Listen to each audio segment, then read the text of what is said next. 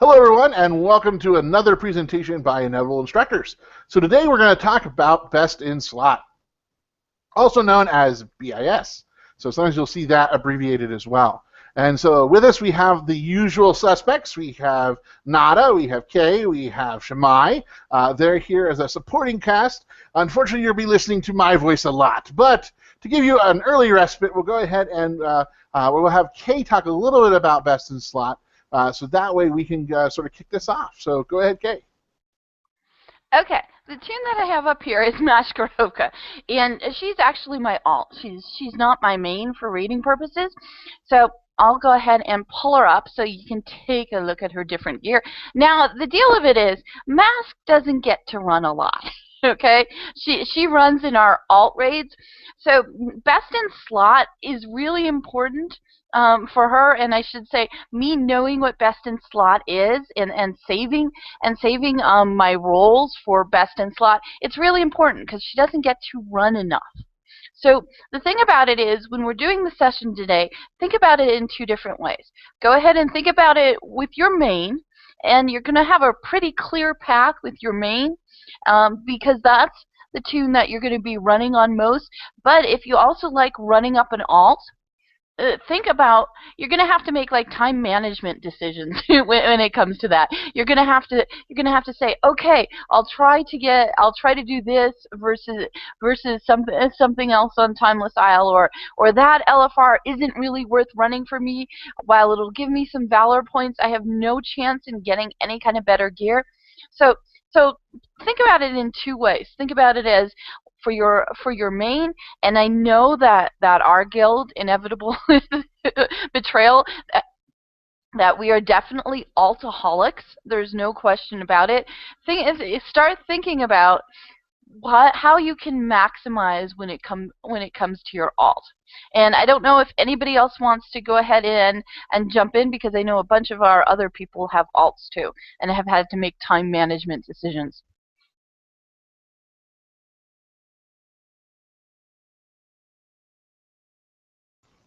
Yes, I can definitely talk to that. I have quite a few alts, and really what my strategy has been is just managing, really focusing on a handful, so one or two, and then what I'll do is I'll hop on others gradually, either as I get bold, or as I go ahead and get wanting to go ahead and visit them because I've left them alone for a while.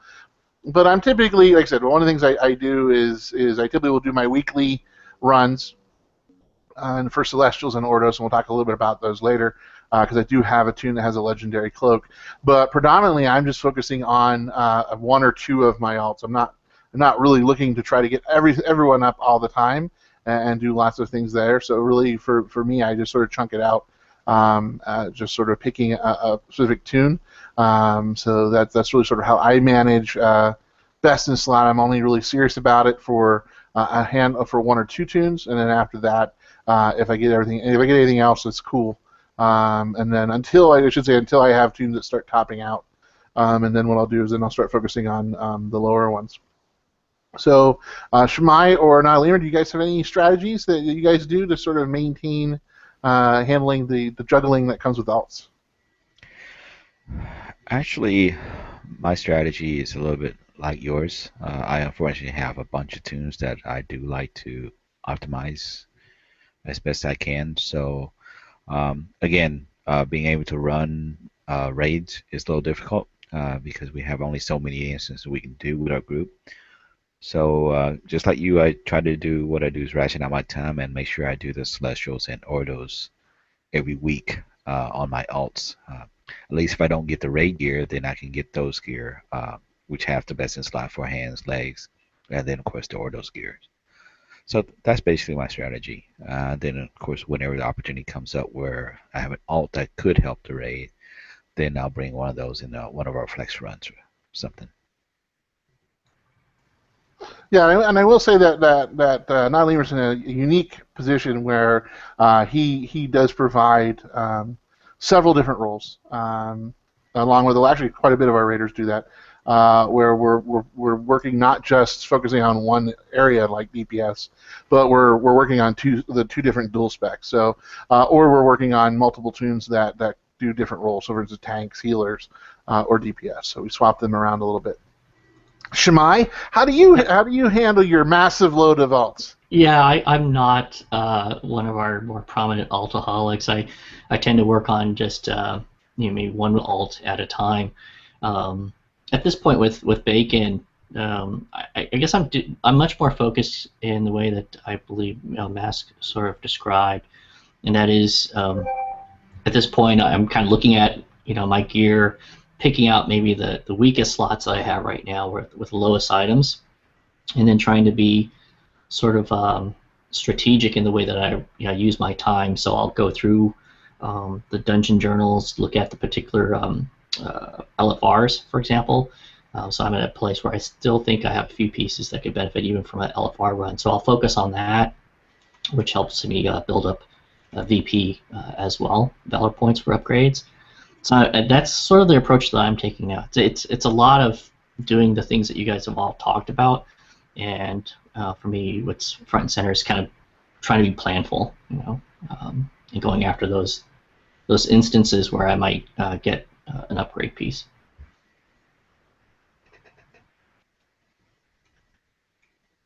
Yeah, I mean, really, the other thing I should say is a lot of my tunes also, I have tunes that do dual. I mostly tank, but the other thing I've noticed is that some of the tanking pieces, especially that drop whenever I replace pieces, that it's also a good way to recycle them, because even though they may have some tank aspects to them, like maybe a dodge or a parry, or they typically have like an expertise or something. So I also recycle a lot of my tank gear goes through my DPS build. So that's another way to sort of bring up your item level on your offset on your off spec. So it's hard to do whenever you have like a class like a tank healer. But what you can do is once you start getting yourself set up where you're getting most of the gear that you can get at whatever level you're at, you can also start using that. I love the ability to switch loot specialization. That was an awesome feature that they added. So that's another way you can also do it. Is even though you're running old content, you still switch your spec and help out with that secondary spec. So when it comes to best in slots, there's a couple of caveats that we're going to have, and it looks like we're just sort of waiting for the Hangout to catch up.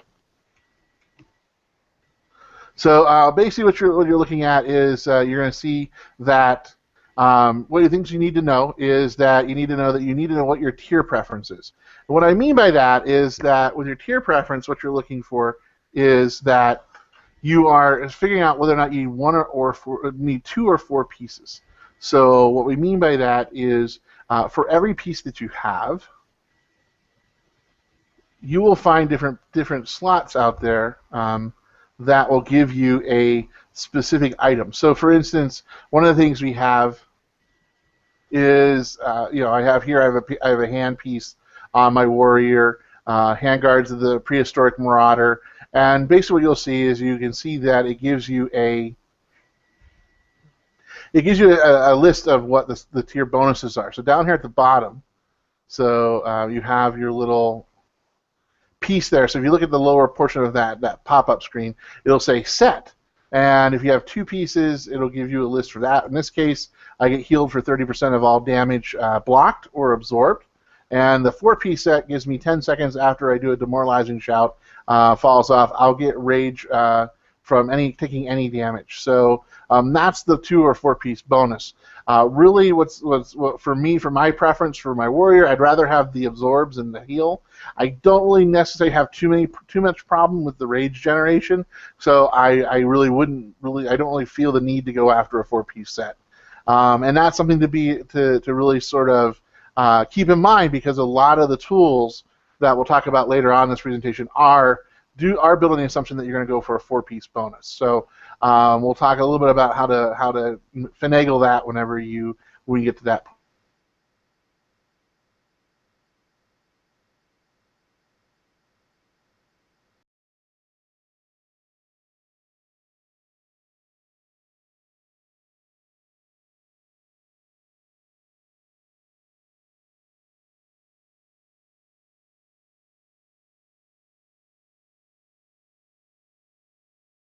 Okay, it looks like we might have lost Kwapi for a little bit, so we're gonna have him we're gonna go ahead and have him log back in. So he looks like he's showing up now. But what he was talking about, he's talking about tier preferences, 2 or 4 pieces. And I can tell you for myself, and I was showing you Maskarovka before, and she's an arcane mage.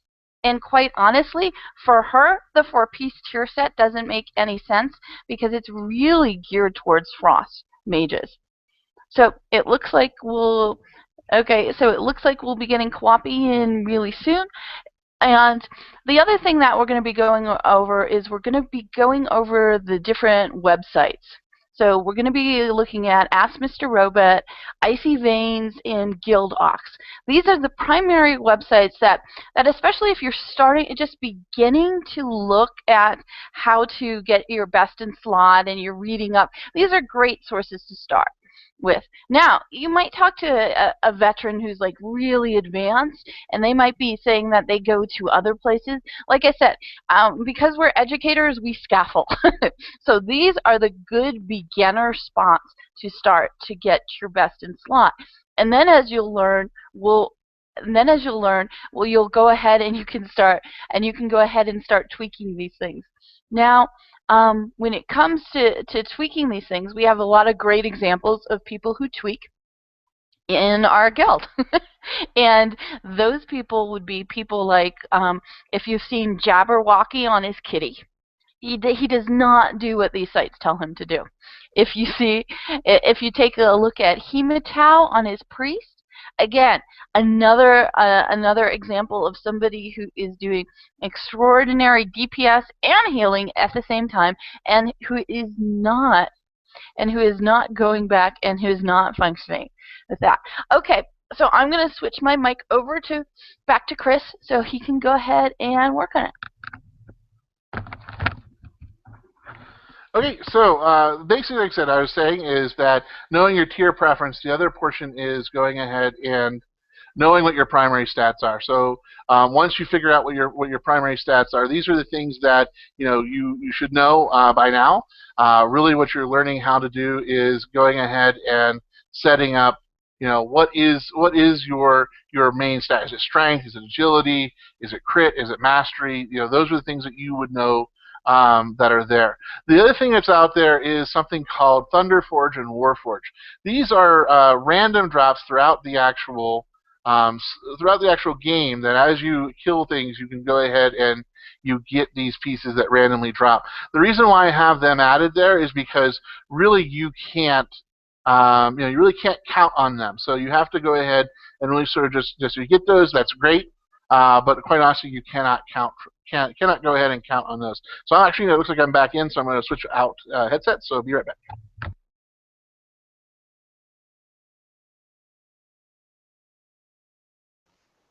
Ah, yes, the wonders of technology. Okay, so we're back on. It looks like. So next up is we're going ahead and we're going to use different tools that are out there. So there's a lot of different tools out there. The ones we're going to talk about is AskMrRobot.com, Icy Veins, and Guild Ox. So these are all tools that you have out there. So these are different meta sites that people put together that tie back into the game. So the other thing is you also use that dungeon journal. So one of the things that a lot of people don't look at is if you look down at the bottom of your screen, you'll see a little journal that's right next to your pets and mounts. And so I know our guild is very fond of their pets and mounts, so that's why it's a good location beacon for people. So right to the right of the mounts, you can click on that, and you get a dungeon journal, and then you'll go ahead and you can click on the piece, you can click on the boss, and then over here there's a little treasure chest, and you click on that. So now this is what most people use the dungeon journal for, which is basically to see what loot drops. But what happens if you click on the little skull here, you can actually see the details of the actual fight itself. So, but again, you can do this. So the other thing is if you are comfortable with your build and you're comfortable with your knowledge of your class, which is that third caveat there under the tools, because you really do need to know your class, because really that's the thing that's the thing about it. So, for instance, prior to boosties, that whole journey from 1 to 90 or 1 to 85, that was really about learning your class. It's learning out what works for your class, playing around with your class, figuring out what are your primary stats, figuring out what's the best type of build for you.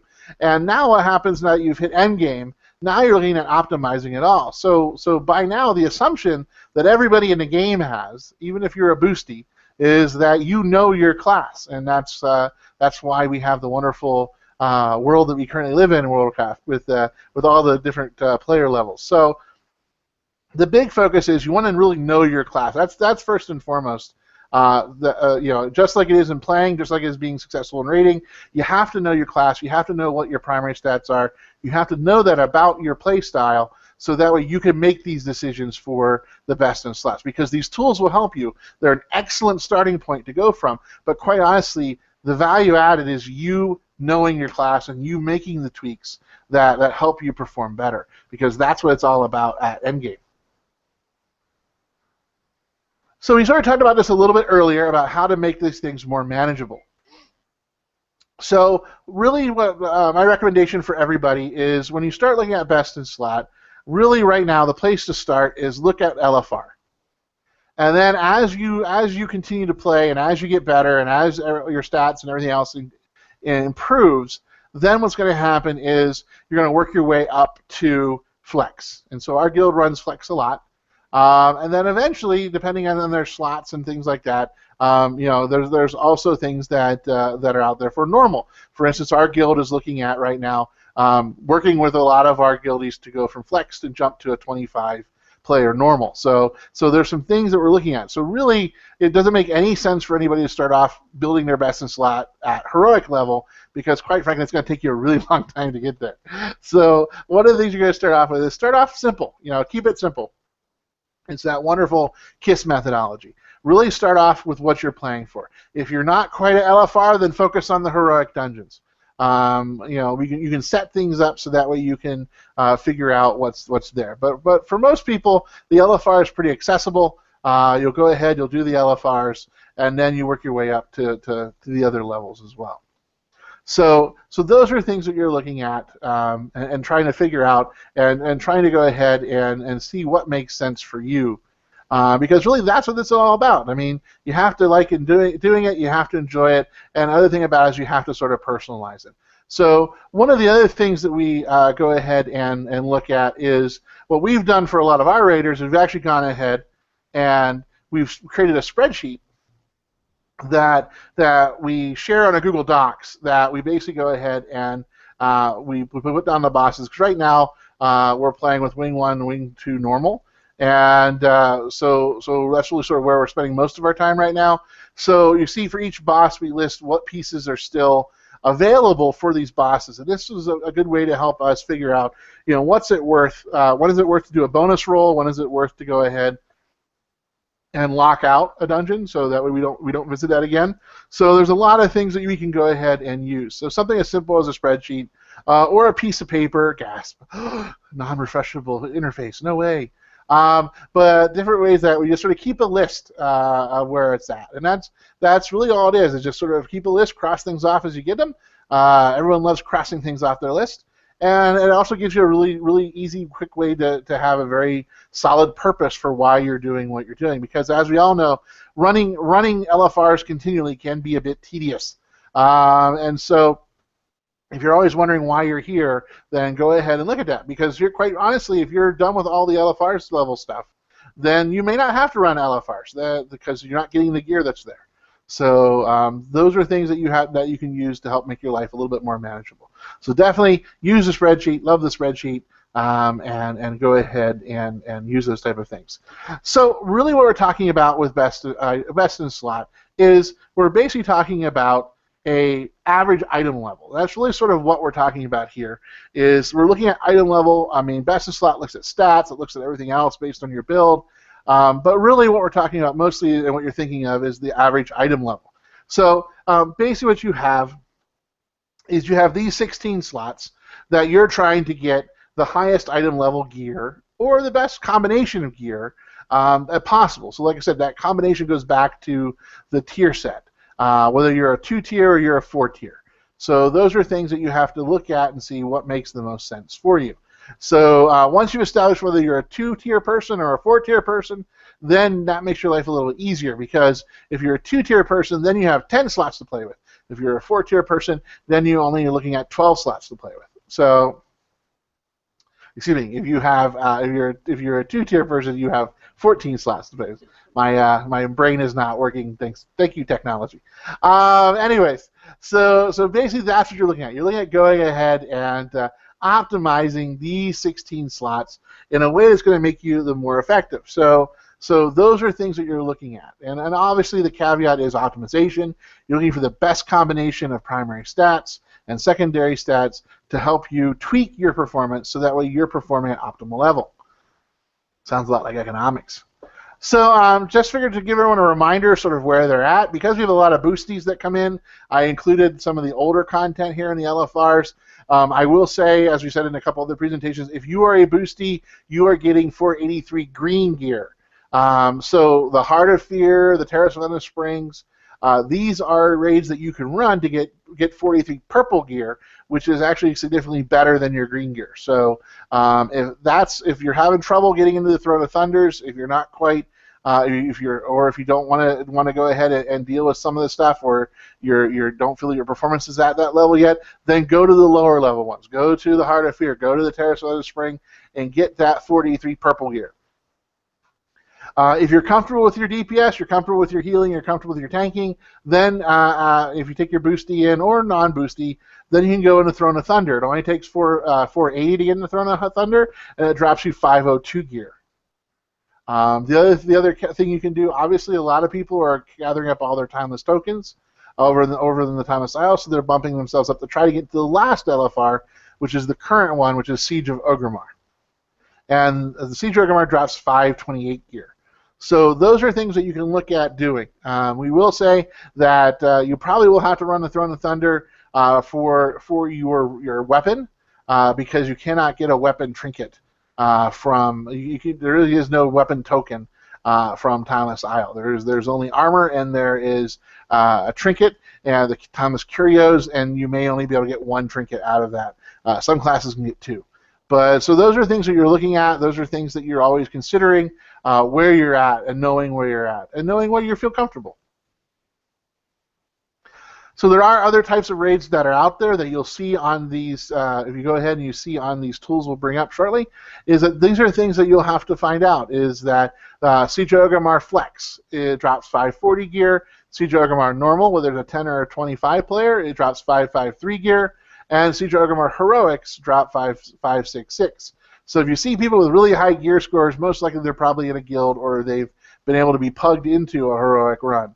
So those are things that you're seeing around. So those are sort of the item levels that you're looking at. And remember, as always, these can always be upgraded 8 levels using your Valor points. So to survive raid-wide AoE, we found that basically what you need is you need to go ahead and have a specific minimum of an item level. So in Flex, what we've noticed is it's probably been about 520. Really, you don't survive raid-wide AoE if you have less than 520. Typically, what we've seen is people have lower gear. They're usually really good until the first raid-wide smash, and then they're dead. And then they die of the next one if you res them. So those are sort of where you want to shoot for. If you're looking for getting a Flex, you're probably looking at around a 520 or higher item level. If you're looking to get into normals, you're probably looking at anywhere from probably around a 535 item level. Which you think about it, basically what it is if you have a 535 item level, then basically what you have is you're pretty much rocking a full set of LFR gear, of the 528 gear that you've boosted twice. So that's about where you need to be at for a normal, because again, it's that raid-wide AoE damage. When it comes to heroic, well, we don't know. So that'll be something that'll be kind of interesting to see what happens once we get there. If we play there, so that's something else that you can look at and investigate as well. And we have some researchers around. So now here's a shortcut. Celestials. They're located on the Timeless Isle in a Celestial Court. They can be looted once a week. And basically what happens is you can also do one bonus roll each week. So remember, the bonus rolls come from your Warforged seals. And the thing to remember is if you don't have your Warforged seals and you're like, oh, I forgot to get them, what you can actually do is you can actually go get your Warforged seals, come back, basically roll the Celestials again, go ahead and kill another Celestial, and you'll get the bonus roll available. So that's one of the nice things that Blizz has done, is that you don't have to do it all at the same time. You can decide if you want to loot once, and then if you want to go back a little bit later and try your bonus roll because you feel the RNG gods are angry at you and haven't been giving you anything, you can go ahead and do that. But the nice thing about the Celestials is they give you a shortcut in the aspect that they give you they have a chance to drop a 553 tier hands and legs. So that's a normal level hands and legs. And so basically, if you know the LFR, then this saves you the trouble of having to try to kill Nazgrim on normal, and it saves you the trouble of trying to kill the Calaxi on normal to get these pieces. So you can get the hands and the legs. It gives you a nice two-piece tier set that you can start things off with. So if you haven't been doing the Celestials, you should always be doing the Celestials and run them on all of your tunes. We've also found if you have a lower level tune and you see someone else fighting the Celestials, remember, no more faction tags, that even if you have a lower level tune that you're having hanging out in the Celestial Isle, you can actually run your lower level tune down and try to kill and try to get in on the fight. And as long as you're dead and you don't release, you wait till after the Celestial dies, you will get loot. Now it might just be gold, it might be the 550, it might be 553, it might be the 550 PvP gear. So it's a chance you only get one of those, because obviously if you're less than 90, you're not going to have the Warforged seals. So the other thing that they drop is this 550 PvP gear. What Blizz has done is they have tried to make the Battlegrounds a little bit more competitive for all players. And so what they've done is they've sort of made the PvP gear and the PvE gear, what most of us run when we run dungeons, that's the PvE gear. They made it so that way they actually work in both. So now necessarily, you don't just throw away all your PvP gear, because now your PvP gear is actually does pretty well in the actual game now if you're running dungeons and stuff. Because all you do is just don't gem, because you're not interested in the PvP bonuses. So you go ahead and you can use those. So those are another way to go ahead and boost your item level in best in slot. And for a lot of people now, you will see that things like your wrist, your boots, and rings, your best in slot gear will probably be the 550 PvP gear, especially if you don't have the Ordos. If you can't do Ordos, definitely that 550 gear will be one of your top tier pieces. So next up we have Ordos. So it looks like Kay went ahead and is attacking Chi-Ji. So we'll look at Chi-Ji for a little bit. Lots of fire. So there's a little inspiring song at the interrupt, and then the biggest thing with Chi-Ji is getting inside the Beacon of Hope, which Kay did a wonderful job there of getting inside there.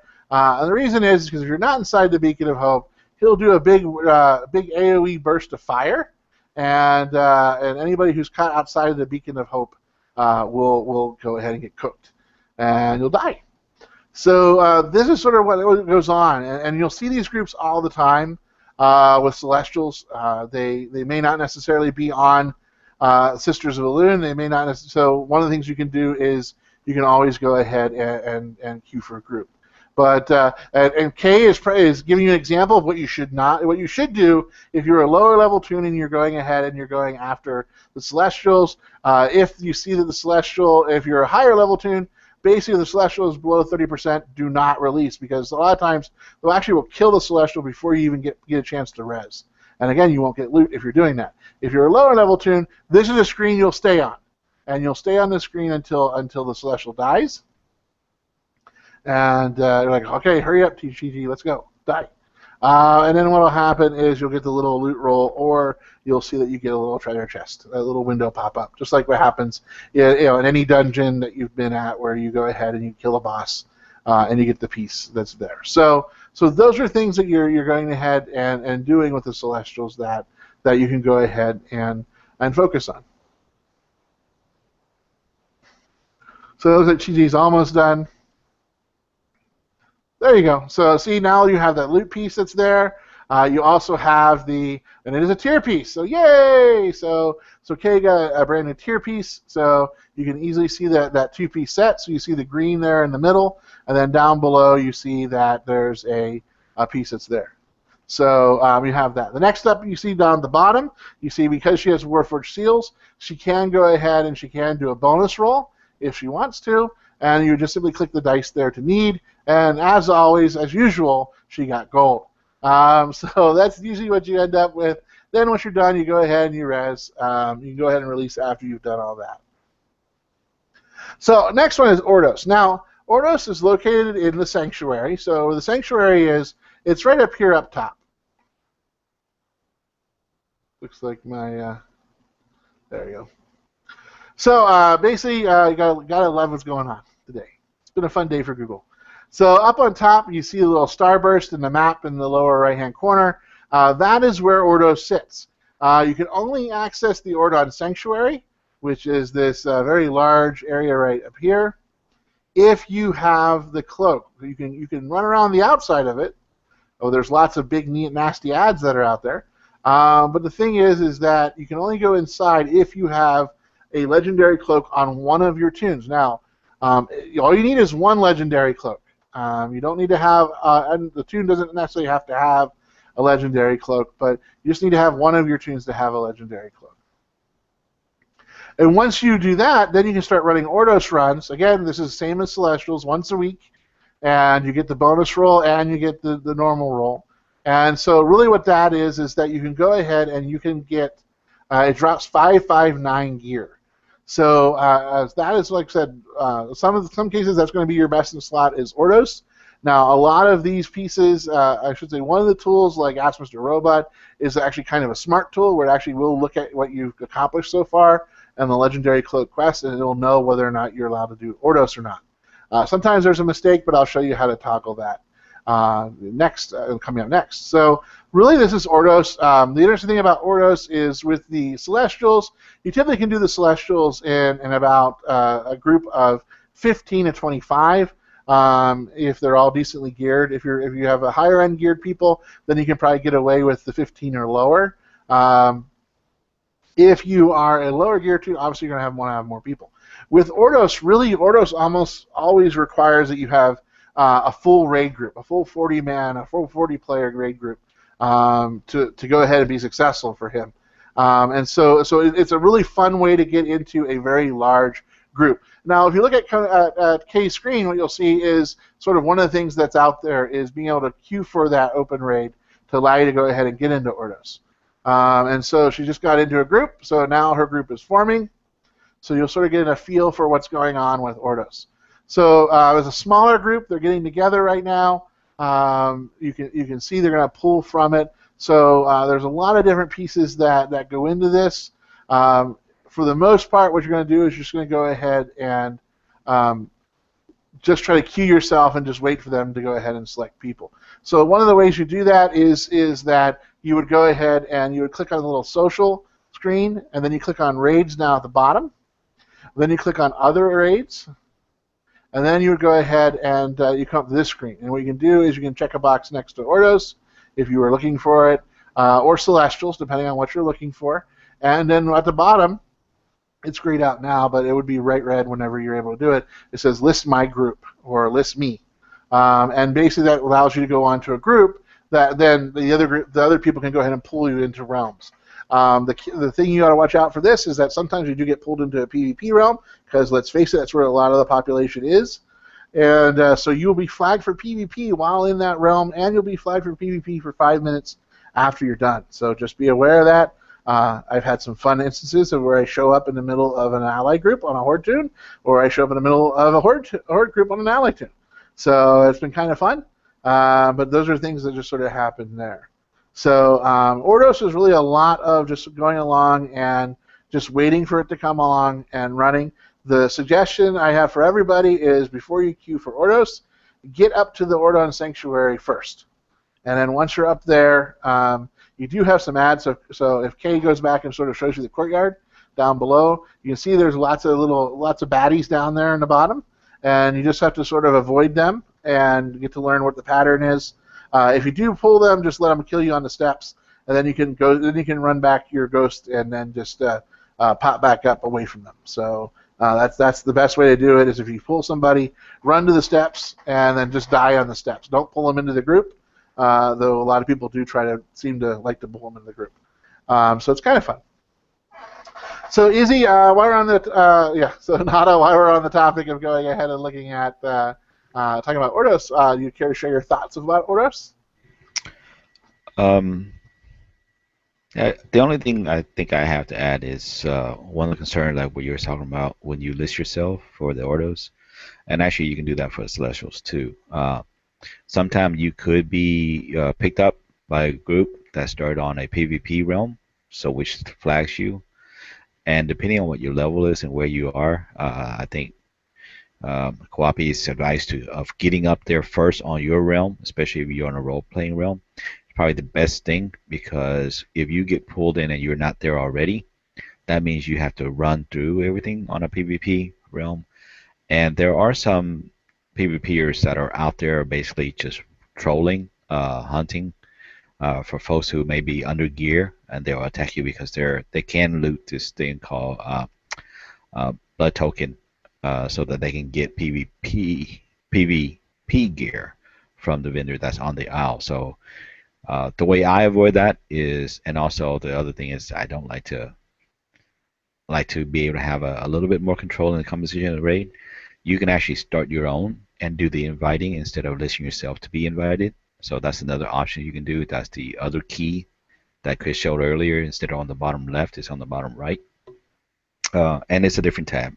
So, but you can do that also. I find that tends to work better for me because I can, like I said, manage how many from what realm I pull so that I don't get pulled away from my realm, which is the realm that I prefer to be in because it's lower population, less lag.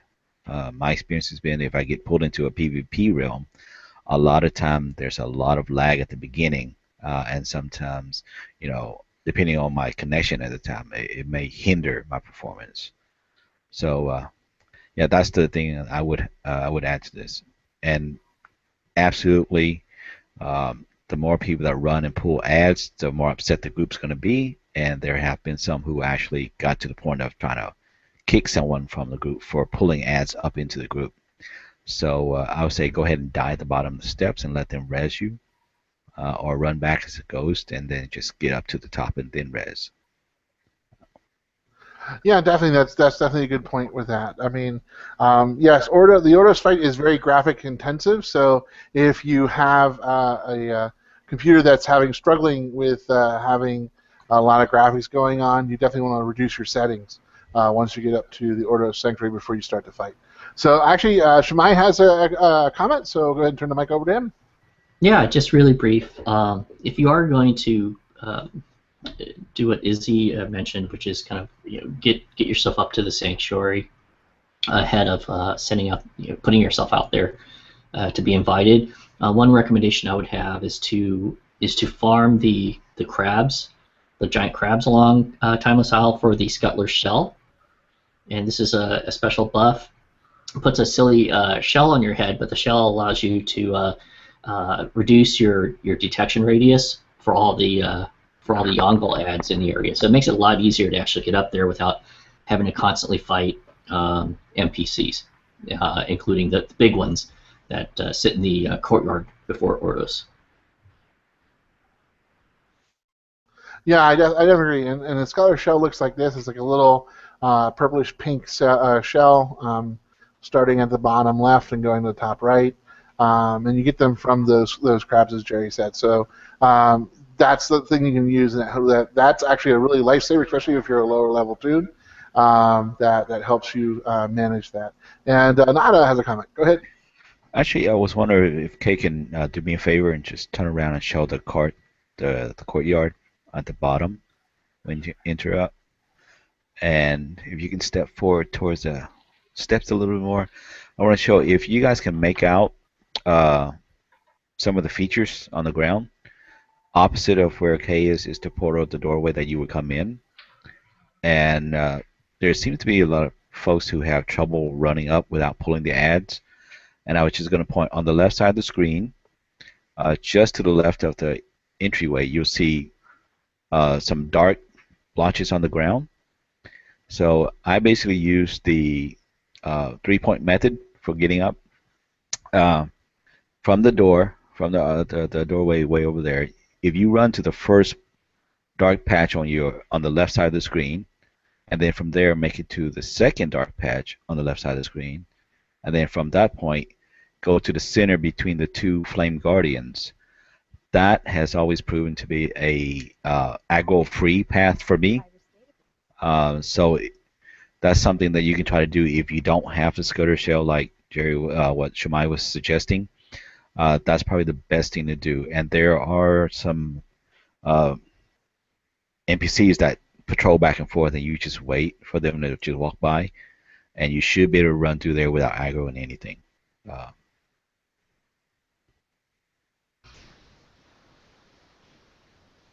Yeah, it's always a trial and error for that one. And it's fun. If you're a warlock, your services will be highly desirable because there's a lot of people who pull trash. But don't worry about it. If you do pull the stuff, like we said, just go to the bottom of the stairs or about midway up the stairs and let them kill you. And what they'll do is, as long as no one else attacks them or tries to heal you or whatever, which usually they're pretty good about not doing that, you'll just go ahead and you'll get killed there, and you can go ahead and, like I said, you'll show up at the graveyard, just cancel the resurrection if you can, and then run your ghost back to where you're at, and then just res on the steps. If you don't get a res from the group, that's also a really easy way to go ahead and get back there. So it's pretty quick. The graveyard is, if we go back to the slides, the graveyard is basically about right here, that little island on the lake that's here. So you just run down by the cliff, you run around the front, you'll go back in the entrance and then go back up and get your body. So you actually are pretty close to where you're at. The tricky thing is sometimes you get tossed in there, and basically you have 2 seconds to click on the decline the res from the spirit healer. So that's something you can go ahead and do. So that was Ordos. So it looks like Kay's group is still sort of filling up, so we're going to go ahead and we're going to move forward. So really sort of what we're moving into next is we're going to be moving into the tools that we had talked about earlier. So the first tool we're going to talk about is the one that we've sort of mentioned an awful lot in our guild, is Ask Mr. Robot. Ask Mr. Robot is a really nice tool to get you started, to have it look at. As always, it helps you do a lot of that math as far as reforging, gemming, and everything else. So really what you do is simply click Optimize your character.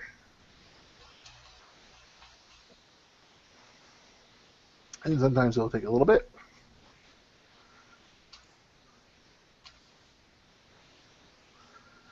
And then what's going to let you do is it's going to go ahead and let you pick your, what server you're on, and pick a character.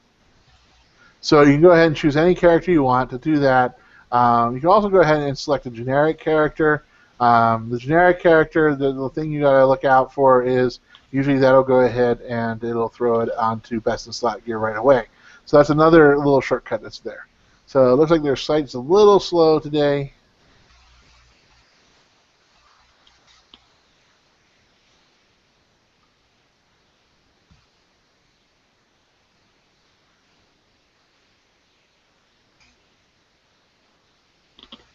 So let's just go ahead and see if it lets me. See, look at all the traffic going to Ask Mr. Robot has just overloaded their website.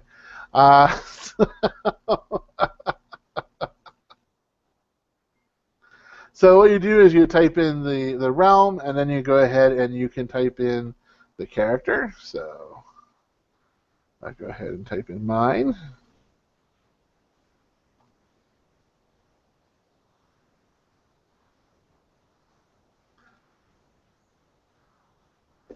And then once you type your character in, you'll go ahead and it'll allow you to pull that up.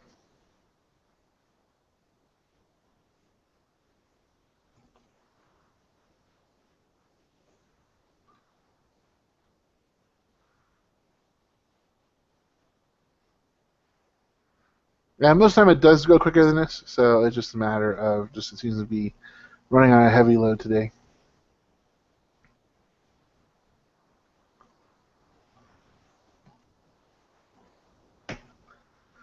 Okay, so here is Ask Mr. Robot.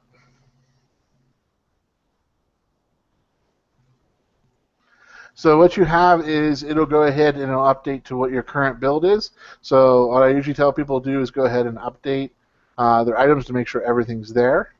The interface is pretty straightforward. You have your name, you have your abilities here. You can look and see what your gear is. Up here you have my gear, optimized, best in bag, best in slot. So one of the things you can do is you can start going ahead and editing this. So for me, I do an avoidance build for my warrior. I will go to edit weights because I do choose to have a high stamina because I like having that extra stamina to give my healers a cushion. So I just click on the high here. You'll see that they allow you to edit the weight. So for instance, if you had your own build, let's say you wanted to have more mastery, or you wanted to have a higher weight of strength, and this is you just playing around with it. Again, it goes back to you knowing what your best stat is and knowing how stats affect you. You can actually change the weighting here, and that will affect what gear you have. So you can edit your own weights here. So, and this is theory crafting. This is the mathematics behind the game that we talk a little bit about, but we don't necessarily dive into deeply. So you can play around with this. Again, it's sort of at your own peril. You can play around with it, but again, if you know what you're looking for, if you know what you are trying to get as far as stat-wise, then you can go ahead and provide a higher weighting here. So for me, I want a higher stat weight, so I'll save that. Notice it says those the custom weights. Now the other thing you do is you go to options, and what you'll do is this gives you the options of all the things that you can exclude. So like we said, you can choose not to have any heroic gear. Our guild's not running heroics at this time, so we would want to go ahead and change that to none. If it'll let me do it or not. We'll give it a couple more seconds to see if that works. And then basically you'll be able to change that to none so that you wouldn't have to worry about that. You can also change the world boss level to Ordos or lower. Celestials would be the option. So those are things you can choose from. You can choose minimum and max item levels. You can choose upgrade level, which means that do you only want to look at best in slot gear that has been upgraded twice. That's what that means. And then you have scenario items, so those are the heroic scenario items. Timeless Isle items here, you can change it to be whether you want to include the 5/5 the burdens plus the token, the 535 pieces, or if you just want to include the 496 pieces. You also can exclude Valor Point items. You can exclude random world drops. You can exclude elite items. You can exclude the Thunder Forge and the War Forge. Like I said, those are really random. You can't bank on those happening, so because they're even rarer than the normal gear drops. So I would usually say just check the box to exclude those. You can also exclude seasonal items as well, because sometimes, especially if you're a lower gear score, you'll get seasonal items like the Brewfest or different things like that, and really it's not an upgrade for you. And then you have other optimizer options. So if you don't really run raids, but you want to make sure that you build in your spell haste, you would just check that. You have if you're frugal or you have a tune that you know you're going to replace the gear really quickly, you don't want to do the most expensive enchants, you just check that boxes where you exclude the expensive enchants.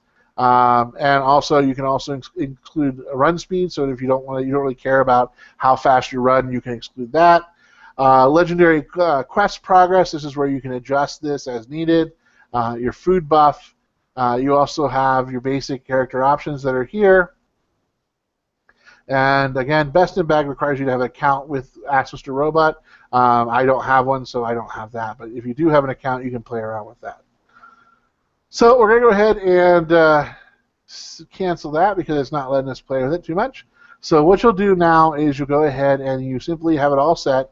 So you simply click best in slot. And so what's going to happen is going to tell you where it wants you to go. Now, oh, look at that. It's all going to be heroic gear because it's all heroic. So if you didn't want to look at, if you didn't want to play with that too much, the other thing you can do is once you set up your weighting, once you set up your options, you can go back to your gear. You can click on the individual item, And then based on the weighting that you set up and based on everything else that's there, it's going to give you a list of all the gear available that you set your parameters. So what's going to happen is, poor little website. What's going to happen is you're going to get a list of all of the gear that can come up. So this is going to list all the gear in the game. It tries to help you out.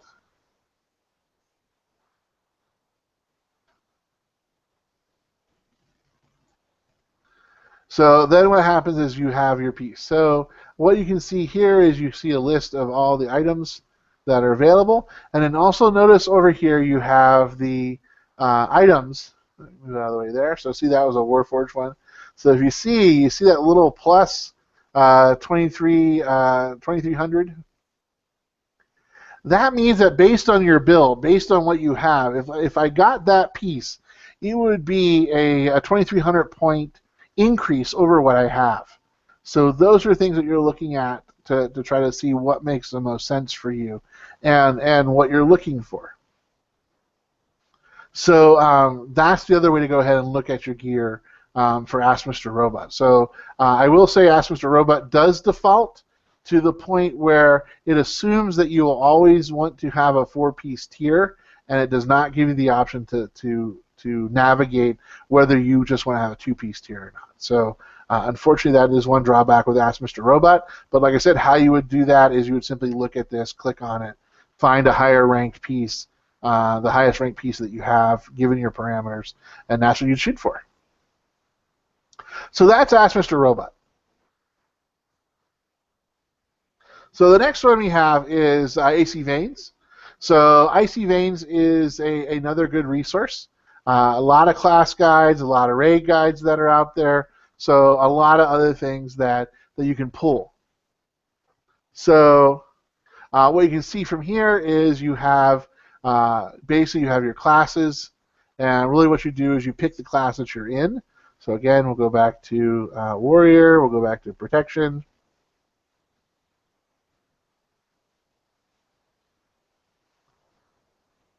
And maybe it's just my internet. So let's see.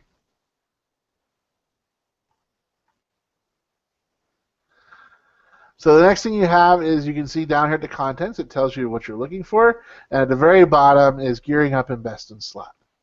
So that's really sort of what we're talking about here. But you can see here, Icy Veins is a good resource.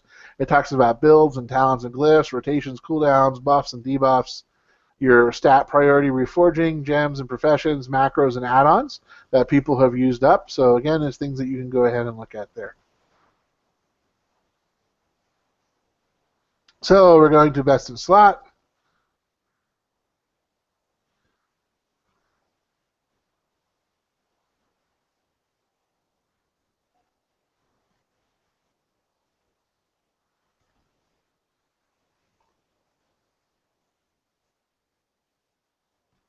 And slowly loading.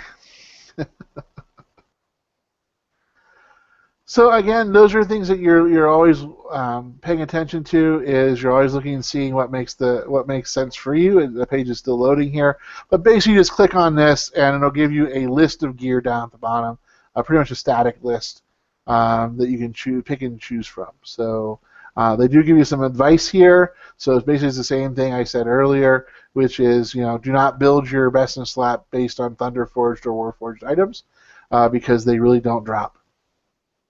So those are things you can go ahead and look for. And then basically said it gives you a big rundown of stuff that they say what they found based on their research is the best for what you're looking for. So those are things that you're choosing to grab. So there's a lot of different things that you are playing around with this.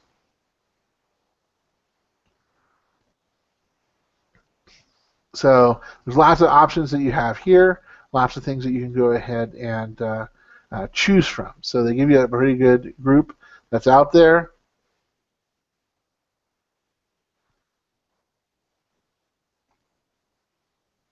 And so they give you, so this is what the 2-piece tier bonus is, this is what the 4-piece tier bonus is.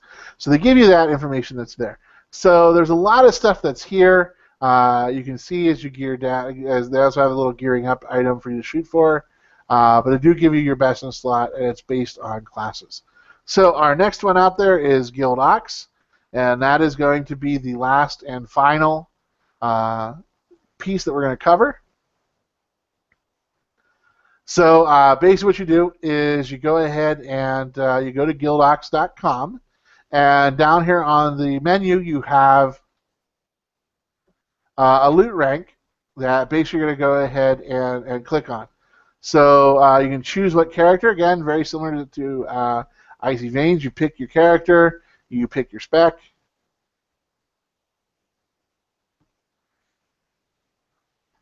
And then you can go ahead and wait for it to set up. And so what you see here is as it continues to load, it'll go ahead and it'll load, and it'll give you a list of the gear that you're looking for. So we'll just go ahead and let it load.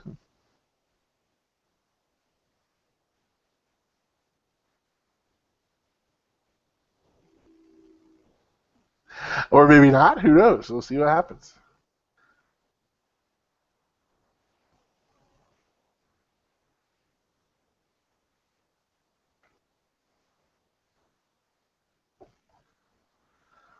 So while this page is loading, Kay, what's new over there?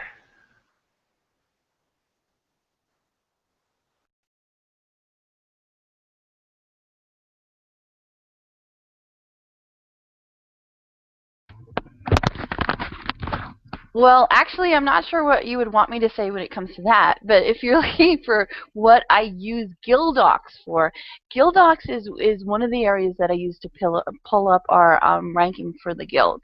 So when we got our normals down, when we got our normals down on Thursday for both Galacris and Iron Juggernaut, that's where I went. And I can tell you, because I did that on Thursday evening, Guild Ox has been loading slow lately.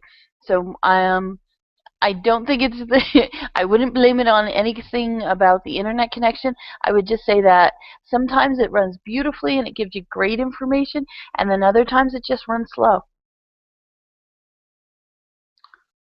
So does it look like you got it up? You got it there now.